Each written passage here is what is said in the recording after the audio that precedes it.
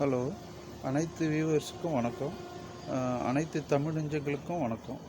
இன்று நாம நாளும் ஒரு நல்லது அப்படின்ற தலைப்பில் இன்றைக்கி நம்ம சொல்ல போகிறது சுகரை பற்றி. இன்றைக்கி சுகர் வந்து எதனால் வருதுன்றதை முதல்ல பார்க்கலாம்.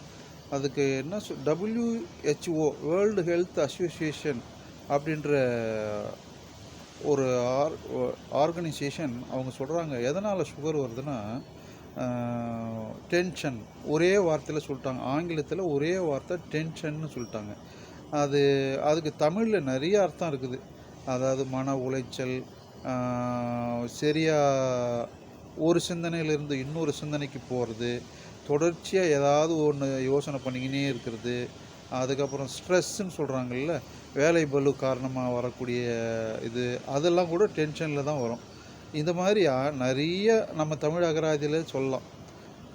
சரியாக தூக்கம் இல்லாமல் இருக்கிறது, அதிகமாக மன உளைச்சலுக்கு ஆகிறது, படபடப்பாகிறது, இதெல்லாம் இந்த காரணங்கள்லாம் ஒரே வார்த்தையில் டென்ஷன்னு சொல்லிட்டாங்க. அந்த டென்ஷனுனால தான் இந்த கணையத்தில் இன்சுலின் சுரப்பி குறைஞ்சி போய் சுகர் லெவல் அதிகமாகிடுது அப்படின்னு சொல்கிறாங்க. அப்போ நம்ம என்ன செய்யணும்? டென்ஷனில் இந்த உலகத்தில் டென்ஷன் இல்லாமல் இருக்க முடியாதுன்னு எல்லாம் சொல்லலாம். மேக்ஸிமம் கொஞ்சம் குறைச்சி டென்ஷன் வராத அளவுக்கு டென்ஷன் யாராவது பண்ணால் கூட நம்ம அதிலேருந்து கொஞ்சம் விலகி சரி நம்ம இதை கொஞ்சம் குறைச்சிக்கலாம், இப்போ அவங்கக்கிட்டேருந்து அவாய்ட் பண்ணிக்கலாம், அவங்கக்கிட்டேருந்து விலகிக்கலாம், இந்த காதில் வாங்கி அந்த காதில் விட்டுடலாம், இப்படி நம்மளை நாமே பக்குவப்படுத்தி அந்த டென்ஷன்லேருந்து விலகிடணும். இது ஒரு விஷயம். அதை இன்றைக்கி இந்தியாவில் 70% சுகருங்களாம். அதுவும் நம்ம தமிழ்நாட்டில் கொஞ்சம் அதிகம் போல் இருக்குது. குஜராத்தில் கொஞ்சம் கம்மி, கேரளாவில் கொஞ்சம் கம்மி, இந்த மாதிரிலாம் நிறைய சொல்கிறாங்க. இந்த சுகரை வந்து நம்ம அவாய்ட் பண்ணோன்னா அதுக்கான வழிகள்லாம் என்னென்னா, அதிக நேரம் வந்து இந்த டிவி பார்க்குறது, இந்த சீரியல் பார்க்குறது, ஒரே இடத்துல 2 மணி நேரம் 3 மணி நேரம் உட்காந்து பார்க்குறது, அதிக உடல் உழைப்பு இல்லாமல் இருக்கிறது, இதெல்லாம் கொஞ்சம் அவாய்ட் பண்ணிடணும். அதுக்கப்புறம் இப்போ கம்ப்யூட்டர் ஒர்க்கெல்லாம் பண்ணுறாங்க. அவங்கெல்லாம் என்ன பண்ணணும்னா இடையில நடக்கிறது, மற்ற வேலைகளை பார்க்குறது, இந்த மாதிரிலாம் கொஞ்சம் பண்ணால் அதுலேருந்து கொஞ்சம் விடுபடலாம். அந்த அந்த பிரச்சனையிலேருந்து அந்த சுகர் வராது இருக்கிறதுக்கு பாதுகாக்கலாம். அதுக்கடுத்து இப்போ சுகர் இல்லாதவங்க கூட வாக்கிங் போகலாம். ஒரு 45 நிமிஷம் வந்து வாக்கிங் போங்கன்னு சொல்கிறாங்க. அதை வந்து டாக்டருங்க சொல்கிறதுனால 45 நிமிஷம் ஒரு பார்க்லேயோ இல்லை பீச்சிலேயோ எங்கேயோ ஒரு காற்றோட்டமான ஒரு இடத்துல எந்த ஒரு டென்ஷனும் இல்லாத ஃப்ரீயாக ஒரு மிதமான வேகத்தில் நடக்கணும்னு சொல்கிறாங்க. வெறும் வயிற்றில் மாலையிலேயும் நடக்கலாம், அதனால் ஒன்றும் பிரச்சனை இல்லை. ஆனால் வெறும் வயிற்றில் நடந்தால் தான் அந்த கணையத்தில் இருக்கிற இன்சுலின் சுரக்கும், அதை வந்து அந்த சுகர் லெவலை கண்ட்ரோல் பண்ணணும்னு சொல்கிறாங்க டாக்டருங்க. அதனால தான் இப்போ நிறைய பேர் நடக்கிறாங்க. அதை நீங்களும் ஃபாலோ பண்ணுங்கள். ரெண்டாவது, உணவு கட்டுப்பாடு. அதிகமான கிழங்கு வகைகள்லாம் சாப்பிடாமல் இருக்கிறது ரொம்ப நல்லது. அதுக்கப்புறம் வந்து இந்த தோல் நீக்கிய சிக்கன் சாப்பிடாமல் இருக்கிறது,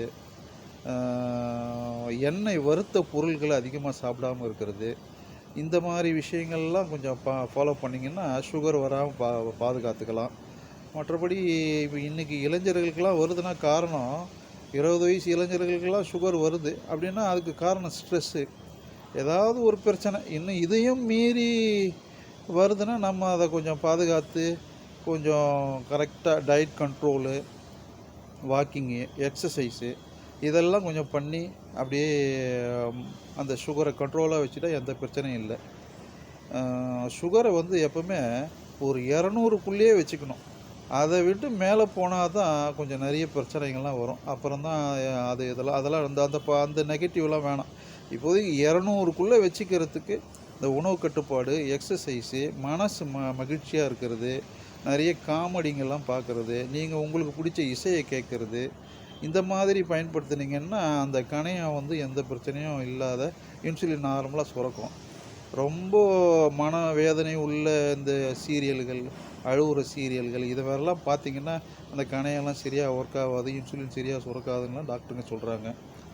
அதனால் கொஞ்சம் அந்த மாதிரி இல்லாத சும்மா உங்களுக்கு பிடிச்ச ஒரு சீரியலை ஒரு 1/2 மணி நேரம் பார்த்துட்டு அடுத்த வேலையை நீங்கள் பார்க்க ஆரம்பிச்சிடணும். காலை வேலையை 2 வேலையும் வாக்கிங் போகலாம். இது போல் பாருங்கள். உணவு கட்டுப்பாடு, இந்த ஸ்ட்ரெஸ் இல்லாத கொஞ்சம் பார்த்துக்கணும். அப்புறம் வேறு என்ன சொல்கிறது, சுகர் வந்து அதுக்கு அடுத்து நாளைக்கு வேறு ஒரு தகவல் சொல்லலாம். இப்போ சுகர் வராது இருக்கிறதுக்கு இது ஏன் வருது, இந்த டென்ஷனால் தான் வருது. இந்த மாதிரி ஒரே சிந்தனையிலேருந்து அடுத்த சிந்தனை போகிறது, இந்த மாதிரி நிறைய காரணங்களால் தான் சுகர் வருது. அது இல்லாத ஹெரிட்ரேட்ரி, பரம்பரையில் அப்பா அம்மாக்கோ யாருக்கு இருந்தாலும் நம்ம வரத்துக்கு வாய்ப்பு இருக்குது. அதையும் நம்ம இதே போல் கொஞ்சம் கண்ட்ரோல் பண்ணிக்கணும். இதுக்கு வந்து ஒரு சூப்பர் மருந்து என்னுடைய அனுபவத்தில் நான் பார்த்தது. எனக்கு ஒரு 85 வயசு ஒரு டாக்டர் எனக்கு தெரியும். அவர் பேர் கோவிந்தராஜ். அவருடைய கிளினிக்கு பேக் சைடில் ஒரு செடி வளர்த்துருந்தார். அவர் டெய்லி என்கிட்ட பேசிக்கினே இருக்கும்போது நேராக போயிட்டு அந்த செடியிலிருந்து ஒரு இலை எடுத்து பறித்து நாக்கில் வச்சுக்குவார். நாக்கில் வச்சுக்கிட்டே பேசுவார். நான் கொஞ்ச நாள் கழிச்சு, சார் என்ன சார் அப்படின்னு கேட்டேன். இதுக்கு பேர் வந்து சிறுகுறிஞ்சான். அந்த இலையை நான் சாப்பிட்றதுனால இன்றைக்கி வரைக்கும் நான் சுகர் டேப்லெட்டே போடுறதில்ல அப்படின்னு சொன்னார். ஆனால் அதே மாதிரி அவருக்கு ப்ளட் டெஸ்ட்லாம் பண்ணி பார்க்கும்போதெல்லாம் அவருக்கு இந்த 140 130க்கு மேலே ஏறினதே இல்லை. அவர் அதை கண்ட்ரோலாக வச்சுருந்தார். அந்த இலையை உங்களுக்கு ரொம்ப பயன்படும்னு நினைக்கிறேன். அது நிறைய இந்த சிவன் ஆலயங்களில் பழம்பெரும் கோயில்களெல்லாம் அந்த செடி இருக்கும். அதை வச்சா பாம்பு வராதுன்னு சொல்லுவாங்க. அந்த செடியை பயன்படுத்தி பாருங்கள். அதுக்கப்புறம் இன்னொரு விஷயம் என்னென்னா, இப்போ இன்சுலினை நம்பி வாழறவங்களுக்கு அந்த செடி கொஞ்சம் இதுவாக இருக்கும். அதை வேணால் டாக்டர் கேட்டு தான் செய்யணும். இன்சுலின் நான் டிபெண்ட், அதாவது எப்போவுமே அவங்களுக்கு வந்து இந்த HbA1cன்னு ஒரு டெஸ்ட் இருக்குது. அதில் வந்து எப்போ பார்த்தாலும் அவங்களுக்கு ஒரு 200 250 இருக்குன்னா, அந்த மாதிரி ஆட்களுக்கெலாம் வந்து வெறும் இந்த சிறுகுறிஞ்சான் பெருகுறிஞ்சான் அந்த இலையே வந்து நாக்கில் வச்சு கண்ட்ரோல் பண்ணிக்கலாம். அது நான் என் கண்கூட பார்த்தேன். அதனால் அந்த அனுபவத்தை சொல்கிறேன். அந்த செடி நீங்களே வளர்த்து கூட அந்த இலையை டெய்லி சாப்பிட்லாம். இல்லை 2 நாளைக்கு ஒரு வாட்டி கூட சாப்பிட்லாம். அப்புறம் கொஞ்சம் டயட் கண்ட்ரோலு, அப்புறம் எக்ஸசைஸ். இப்போ இதில் நல்லா உடம்பை நல்லா நார்மலாக வச்சுருக்கலாம். இதை ஃபாலோ பண்ணி பாருங்கள். நன்றி, வணக்கம். அனைவரும் சப்ஸ்கிரைப் பண்ணுங்கள். Thank you sir. Thank you all viewers.